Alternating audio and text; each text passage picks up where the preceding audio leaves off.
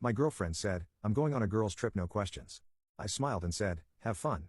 Then I sent her dad the recordings from the hotel. 48 hours later, her entire family disowned her. I, 31, male, Jason, am a pretty simple guy. I run a small successful online business. I have a close circle of friends, and for the past 3 years, I thought I had the perfect girlfriend, Stephanie. She was beautiful, smart, and funny. Our life together was comfortable. We weren't talking marriage yet, but it felt like we were on that path. About a month ago, Stephanie came home from her marketing job, all excited. "Babe, guess what? The girls and I are finally doing it, a weekend trip, just us. We're going to a resort a few hours away to just unplug and relax." I smiled. "That sounds great, honey, you deserve a break." Then came the first red flag, so small I almost missed it. She wouldn't meet my eyes. "Yeah, it's going to be amazing," she said a little too quickly, and, well, it's a no boys allowed trip, like strictly no calls, no texts unless it's an emergency, just a real girls' weekend, you know? I raised an eyebrow.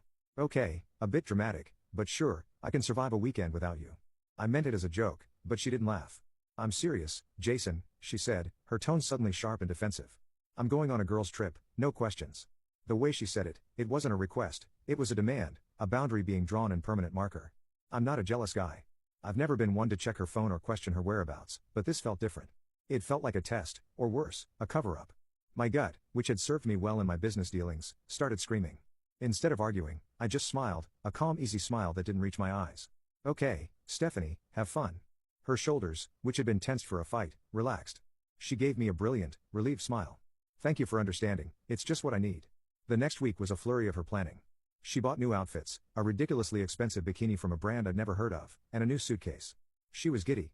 I played the part of the supportive boyfriend, helping her pack and telling her how much fun she was going to have, but in the background, I was grappling with a sick feeling in my stomach. I thought about confronting her, but with what? A gut feeling she'd call me controlling, paranoid. She'd turn it around on me so fast, my head would spin. The no questions rule was her shield. No, I couldn't fight her on her terms. I had to know the truth on mine. My younger brother, Timothy, is a tech support manager, not some elite hacker, but he knows his way around a computer. He owes me for helping with the down payment on his house. I called him, feeling like a scumbag. "Timothy, I need some advice, it's delicate." I explained the situation. He was quiet. "Jason, this is a dark road, man, are you sure? Once you know, you can't unknow." "I'm sure," I said, my voice tight. "I'd rather be hurt by the truth than made a fool by a lie," he sighed. "Okay, look, I'm not helping you hack the Pentagon, but people are careless. Does she use your home computer? Do you know the password to her laptop?" I did. We'd shared it ages ago for some forgotten reason.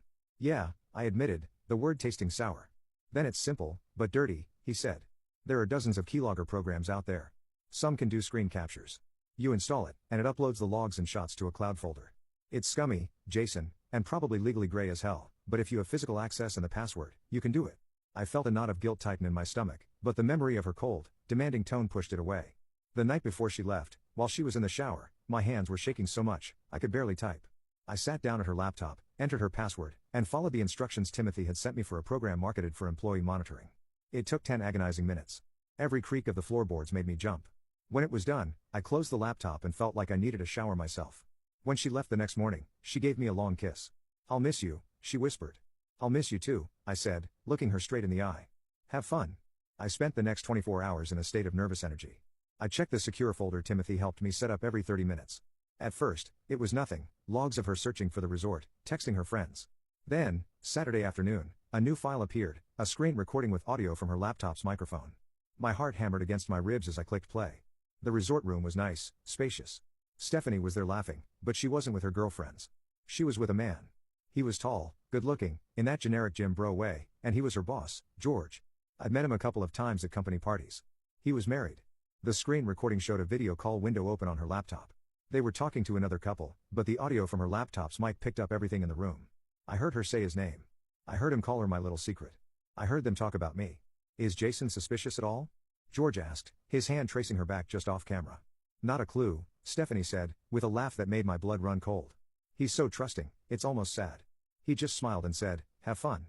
He probably thinks I'm off doing face masks with the girls." "Good," George murmured. "We don't need any drama." The recording continued. It captured everything, the whole sordid affair right there in pixels and sound waves. It was devastating. I sat there for a long time, the screensaver eventually kicking in. The calm I had projected to Stephanie was gone, replaced by a cold, hard certainty. This wasn't a mistake. This was a calculated deception. My first instinct was to blow up her phone, to scream, to rage, but then I remembered her entitled tone, Her dismissive laugh. An outburst was what she would expect. It would give her the chance to play the victim, to twist it. No, she didn't deserve that satisfaction. She deserved consequences, methodical, strategic consequences. And I knew just where to start. Stephanie worships her father, Mr. Davis. He's an old-school traditional man, a man of honor and principles. He built a successful construction company from the ground up. He despises liars and cheats above all else. He's fond of me, has often told me he appreciates how I treat his daughter right. I saved the screen recording, I isolated the audio clip of them mocking me, I made 3 copies. Then, I opened my email. My hands were steady now, the shaking had been replaced by an icy resolve. The subject line was simple, regarding Stephanie. I attached the files. I wrote a short, simple message, Mr. Davis, I am deeply sorry to have to send this to you. I believe you have a right to know the truth. The attached files were recorded in the last 24 hours. The man with her is her married boss, George. I hesitated, my finger hovering over the send button. Update, this was the point of no return. But then I thought of her laugh, it's almost sad. I clicked send. Then, I started packing her things, every last dress, every shoe. I wasn't going to be emotional. This was a severance, clean and decisive. Update 1, it's Tuesday. The silence in my apartment is heavy. Her side of the closet is empty. It's done, and honestly, I don't feel calm. I feel wired, like I've had 6 cups of coffee. My sleep has been terrible, but I don't regret it. The bomb went off Sunday morning. I got the read receipt from Mr. Davis's email late Saturday night, and then nothing. The silence was worse than an explosion. I barely slept, imagining it a dozen different scenarios. The first call came at 8 a.m. Sunday. It was him, his voice gruff, like he'd been up all night. Jason, he started, and there was no warmth. I have seen what you sent me. Why would you do this? Why would you send this to me? For a second, I was thrown. I expected anger at her, not at me. Mr. Davis, I thought you had a right to know who your daughter really is. You thought you had a right to shame my family? He shot back, his voice cracking with a mix of fury and pain. To air our dirty laundry? This is a family matter. You should have come to me like a man, not sent this filth. He hung up. My heart sank. Had I miscalculated? Had his instinct to protect his family's image overridden his principles? I felt a wave of nausea, but an hour later, the first call from Stephanie came through. I ignored it. Then another, and a flood of texts. Stephanie, Jason, what did you do? My dad showed up at the hotel. He showed up and dragged me out of the room. You had no right. This was private. You spied on me, you freak. Stephanie, pick up the phone, you coward. We need to talk. You've ruined everything. Everything. The entitlement was breathtaking. Not a single word of apology, just pure, uncut rage that I had dared to pull back the curtain. You've ruined everything was the kicker, not I've ruined everything. It confirmed I'd done the right thing. Mr. Davis's anger at me was likely the first blast from a man who didn't know where to direct his rage. His actions going to that hotel spoke louder than his words. I didn't respond. I turned my phone on silent. That afternoon, the banging started on my apartment door. I looked through the peephole. It was Stephanie, her face blotchy, her eyes red and swollen. Jason, I know you're in there. Open this door right now. I just stood there, my back against the door, listening to my neighbor's doors creak open. The humiliation was a direct consequence of her actions. Finally, she screamed, "You'll regret this, Jason," and stormed off. The next call was from her mother, Mrs. Davis. Her tone was clawing. Jason, I know you are hurt. Stephanie made a terrible mistake. This man, her boss, he took advantage of her. She's 28, Mrs. Davis, I said, my voice flat. The recordings make it clear it was mutual. Her father is destroying her over this, she said, the sweetness vanishing. He took her car keys, he's frozen her accounts, he says she is no longer welcome in our home. This is your fault, Jason. You could have handled this with dignity. With all due respect, I said, I packed her things.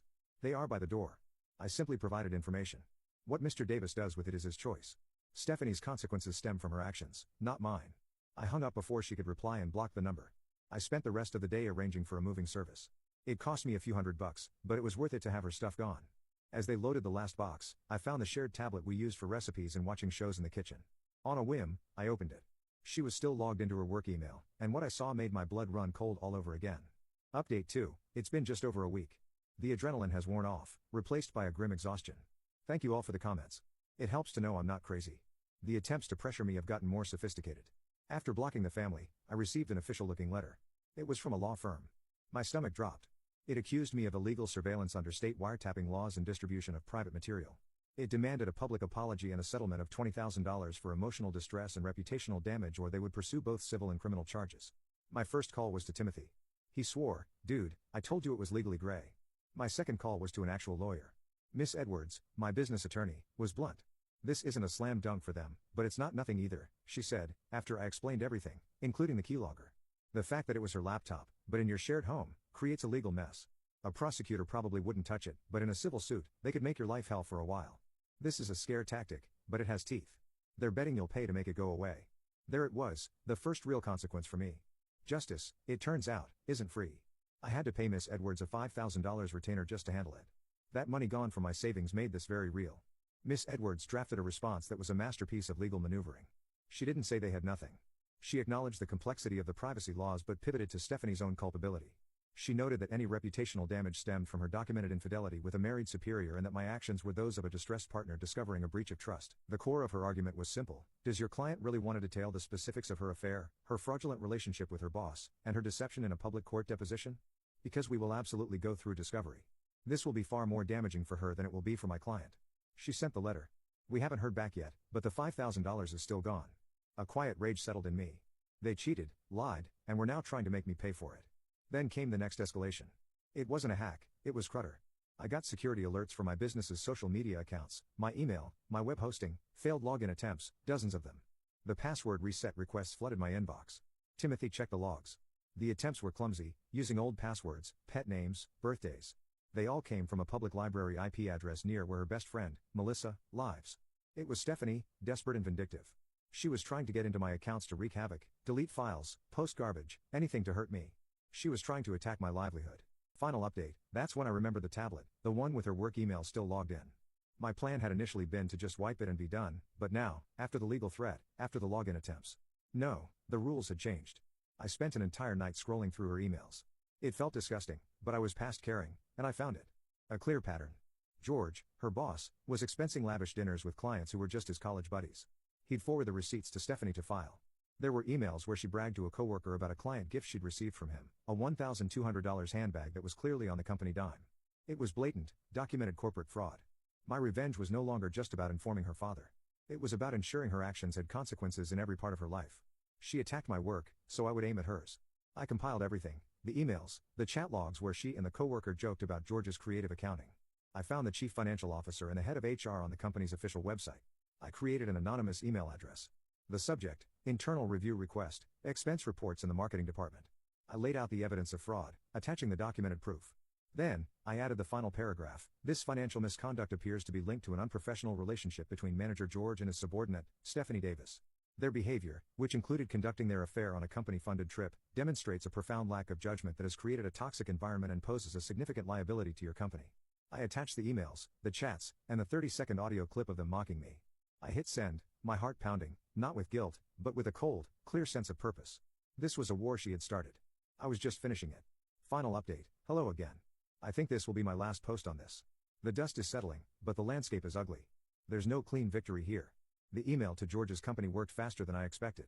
I got a message on LinkedIn from a man I didn't know. He was a senior guy in their finance department. Can't reveal sources, he wrote, but wanted to let you know George and Miss Davis were placed on indefinite leave last week. An external audit has been called in. They were both officially terminated yesterday. Thank you for your discretion. Fired both of them. The news didn't bring me joy.